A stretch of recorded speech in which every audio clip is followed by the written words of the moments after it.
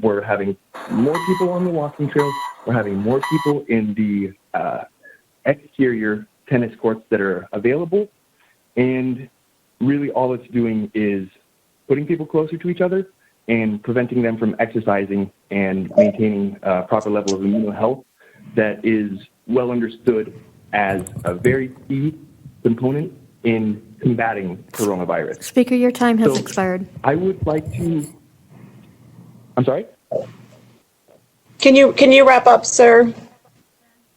Yeah, I would just like to ask our public representatives why they're allowing tennis centers to stay open when it costs me money, but if I want to play for free, I'm not allowed to do that.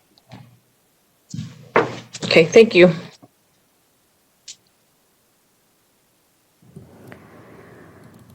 The last speaker is Jason Ryan Salazar. Good afternoon to everybody that's listening, even here at City Hall. I'm here today to speak about breaking the language barriers and constituent and official engagement. That, for example, I'm going to give one issue. Like I've tried to reach out at least 30, 40 times to my council member. No response, not even from her staff. I've tried to reach out to other council members, even Mayor Adler. No response. I'm nobody special, but as an official, y'all are public servants to engage in amongst your constituents. For example, County Judge Sam Biscoe promptly responds to emails, corresponds to phone calls. All the commissioners do, and that is the chief officer of the county.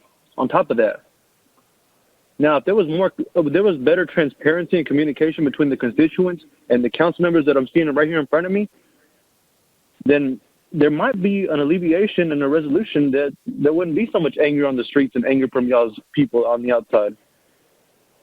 I mean, I think y'all are doing a great job. I mean, I understand that, you know, there's certain protocols and policies that got to be followed, but maybe if they were explained to the people and the constituents in a clear, concise manner, that's in plain language, then maybe people would stop rioting over the city of Austin, city council, the mayor is doing this, is doing that. There has to be a fine point where we meet in the middle, like a mediator, you know, because, I mean, y'all make a lot of decisions, and I'm going through the whole entire agenda right now, and I'm a property tax agent for 260 properties, and all of this looks pretty darn confusing to me. I'm not going to lie to you. That's one thing I'm not a liar. So if it's hard for me, how many people out there is it hard for? Now I'm going to wrap this up and say that I have a resolution to how we can meet in the middle with all this, but if y'all care to hear me out, my number is 737-465-7112. And I thank you for your time. I'm done. Thank you, sir. That concludes all the speakers. So according to my notes here, I think all we have is zoning items at 2, and it's my understanding that all of them are will either go on consent or will be postponed.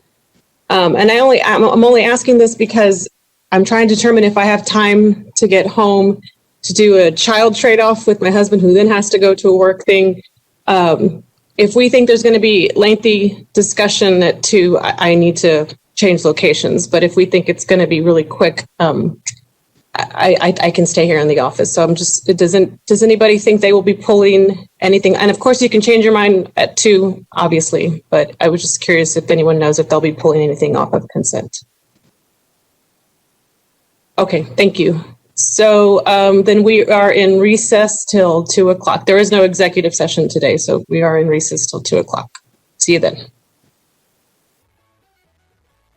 It's 2 o'clock. I'm going to reconvene our city council meeting. The only thing we have left are the zoning items. I believe most of them are being either postponed or will go on consent.